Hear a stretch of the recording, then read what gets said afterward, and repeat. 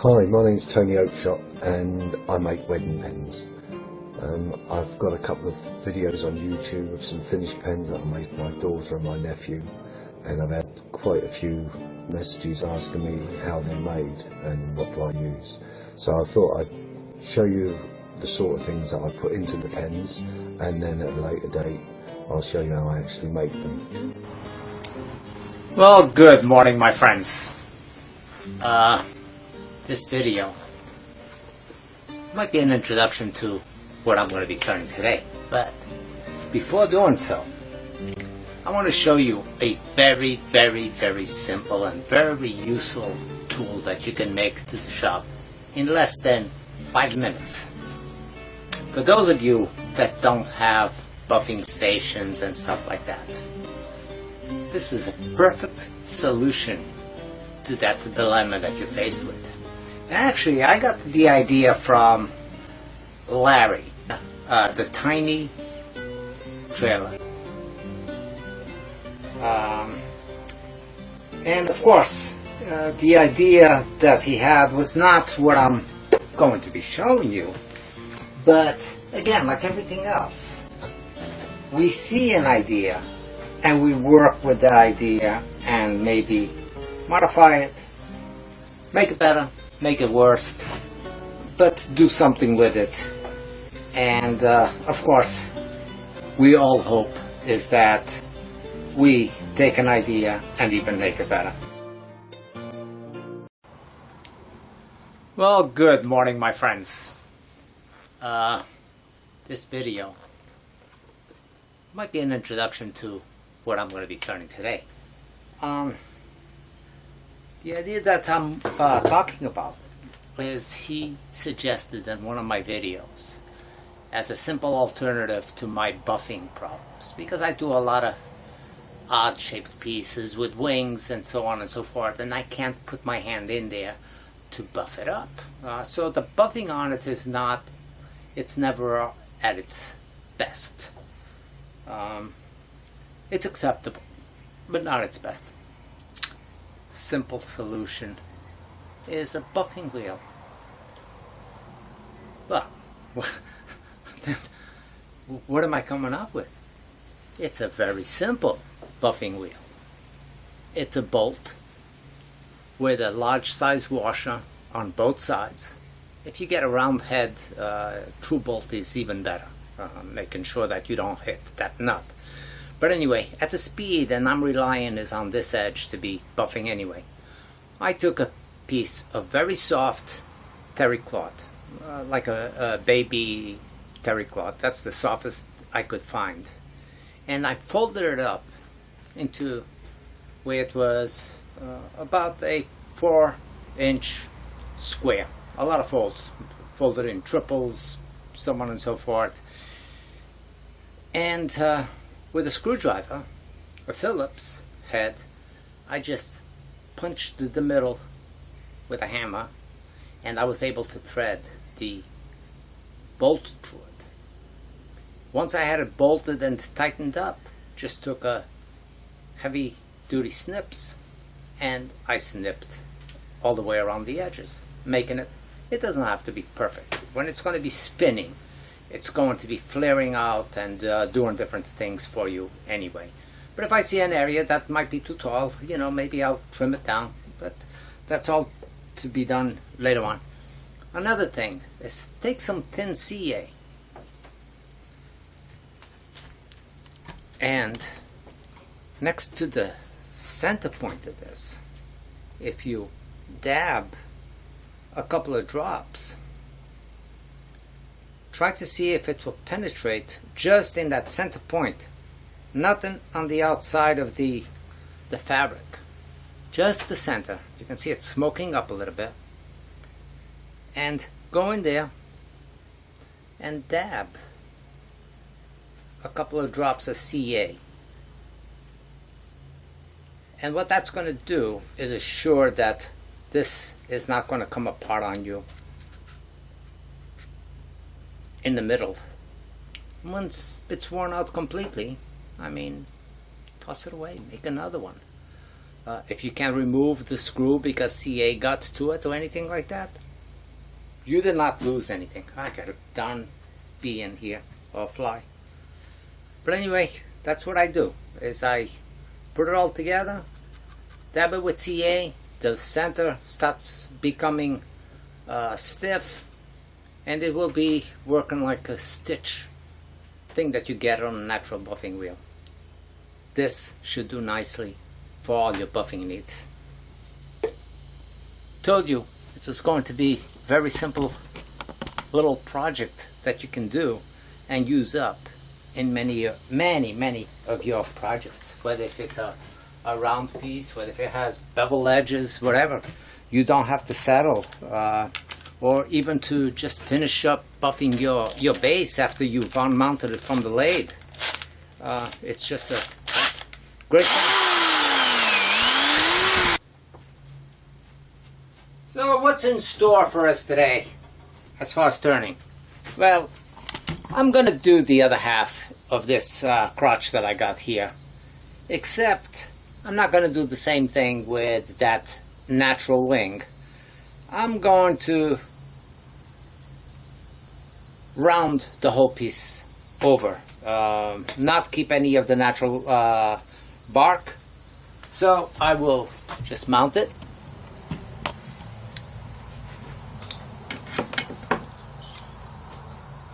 Mount it on my spur drive, and between centers I'm gonna go right in here like this, get the balance of it more or less.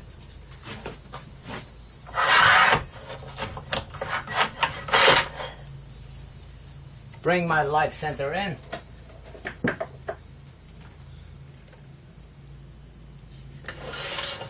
And try to get it more or less center of the bulk area of the piece, and try to keep the back parallel. That is a very important thing to do when you're doing something like this, or else you're going to lose a lot more than what you need to. So make adjustments as you need it. The distance between this point and this point, and this point and this point, try to keep it uniform, or the same size, or else you're going to be cutting a lot more than what you want to. The lathe is set at 600 RPMs. It's not a bad speed for the size of the piece that I got on here. Nothing hits. I'm at a good distance away from my tool rest. Give it a shot, not with my tool anywhere close, and I'm not going to be close to it either. And that's fine.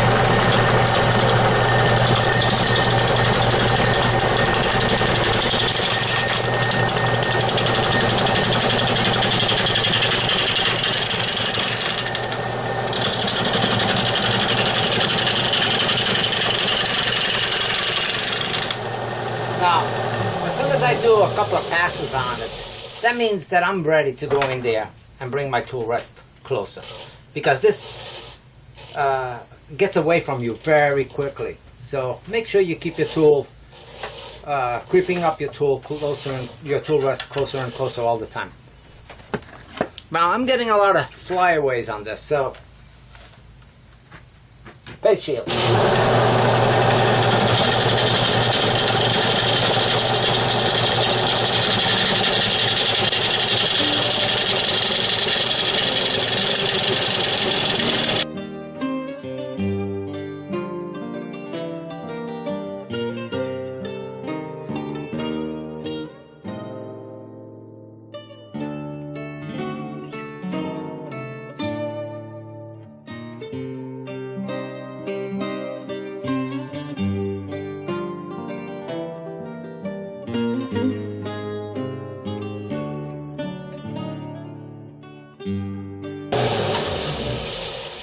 Well, I don't want to go any further than this. I want to see what this is going to develop from the outside, being just the way it is.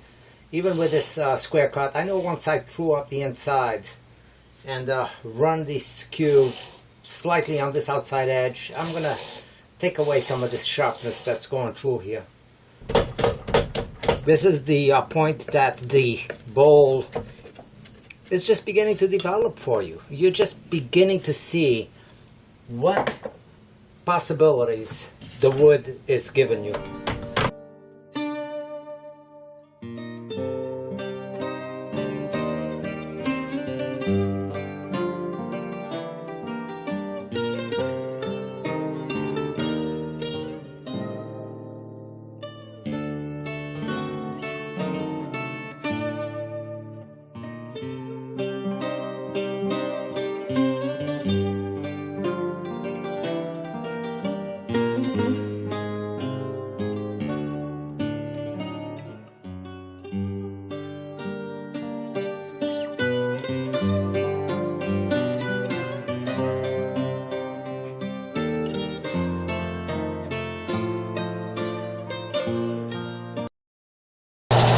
If you want to learn some real tool control on areas that I'm unable to possibly teach you, make sure that you see Mike Wolf's beginning guide to woodturning. A great source of extremely helpful information. It's the woodturner that I watch the most to be able to learn on how to use my tool, or at least give me the best understanding of how to approach it. It's not only that you know how to woodturn better, it becomes a much safer environment for you, because you know how you're approaching your wood. You know what lurks in front of you, and you kind of educate yourself on how you're going to approach any given situation, and that is extremely important. Now I'm looking at this shape, and I love the colors. I love the patterns that are going through here. I love this void going through here as well. These things like this, I mean, I look for these. I specifically fond of these type of things going on. But this shape that I got, this wide area, two mouths coming here, and this one coming here, it's a shape that I've done in the past. And it's an okay shape. It's not a wow shape type thing. And at this point, I'm wondering if maybe I want to bring this down a little bit more and not have as much of this profile going through here of this wide piece and the narrow. I know I will always have it unless I'm cutting it down way too much, almost encroaching into this bark area. So it's one of those things that you make an educated decision as to what you think, at what point do you think that it's going to look the best. So from what I have here, at this point, I can do something that's not going to be a huge factor. It's like, oh my God, I ruined it. No, I decided, okay, I think that I would like to lean it where this goes down a little bit further, and I think it will enhance the piece, and it will get away from this little square cut that's this way as well. So I'll take a small cut and see the results on that.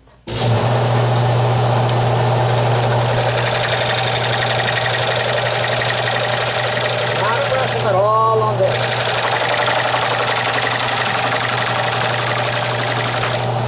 You no longer have the support of the wood on the inside.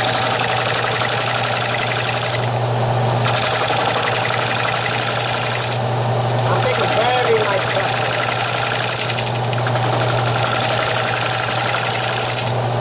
And of course I want to round it off still.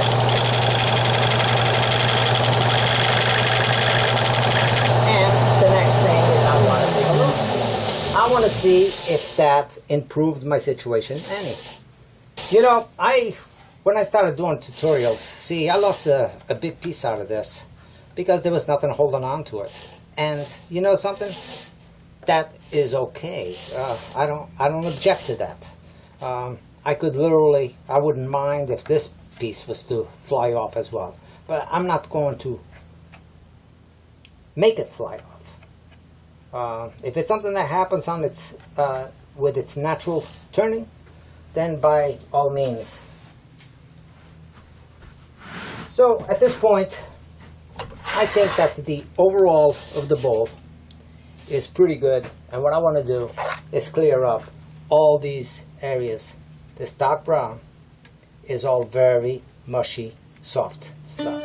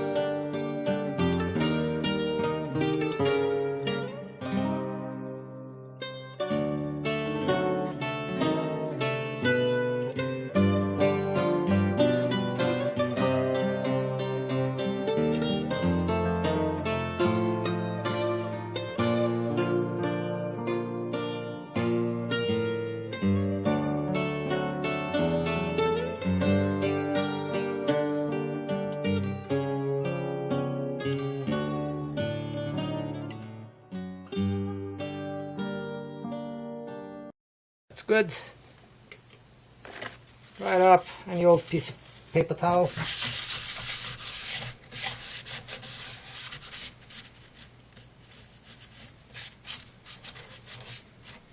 Get as much of it, as much of the moisture as you can out of it, of course.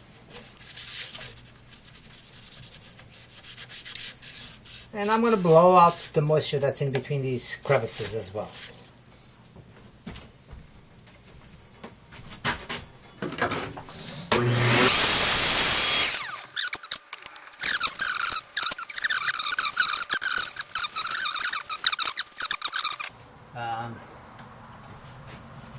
So for that, that's what I use.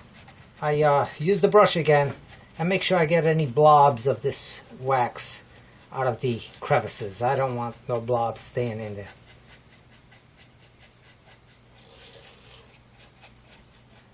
And this is ready for the test of the buffing wheel. I know I'm anxious, especially now that I've freighted it up and cut it up like that and mounted it slightly different from the first time I tried it. I'm anxious to give it a shot and see if I get nice results out of it. Now I don't have to go in there with the paper towel by hand. I'll do the whole thing with the buffing wheel. It's there. It was an easy, very easy to make thing. I kick myself for not doing that a long time ago.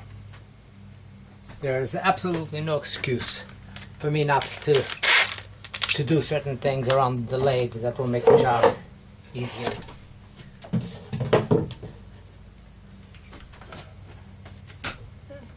And then, I mean, I knew that this would assist me.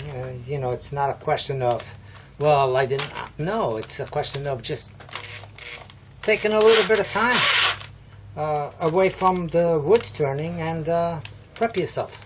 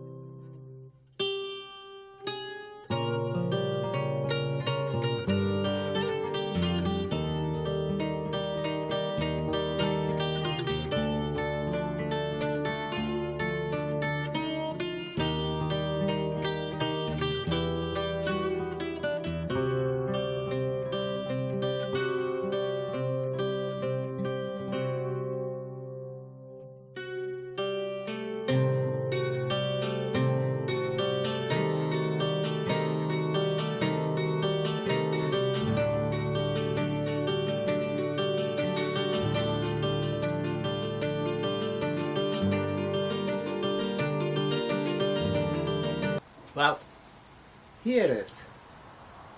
It's a nice bowl. Overall, the finish is pretty good. Don't know, I can never get it to reflect just right into the camera. But both top and bottom. Love the spark going through here. The inclusion here looks really good.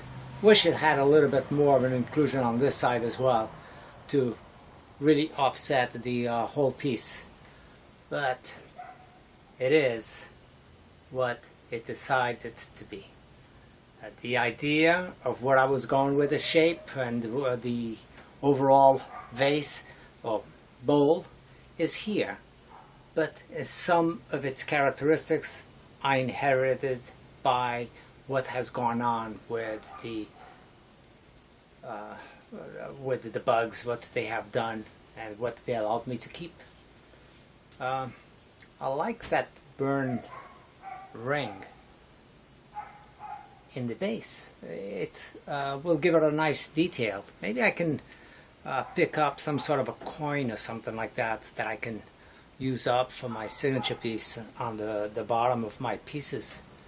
Although I don't necessarily like pre-stamped stuff, but maybe I can even get a stamp ASF, you know, for my signature to be part of my centerpiece. It's a very easy thing to do. Don't have to do any work to it. Basically, just get rid of any part that projects out, mount it up in the center without the little point, and let it do what it wants to do, as long as it doesn't come through the front side. But the bowl has just a little bit of weight. I think it's just balanced correct. I think that the overall weight of it and the foot and how big it is in proportion to the rest of the piece, I think it's a beautiful piece. Well, thanks again. We'll see you very soon. And yeah, make sure that you comment, link, and give me a thumbs up on these wood turnings. That's the only way that we can get exposure. And you know, if you like it, your friends might like it too. Take care. We'll see you soon.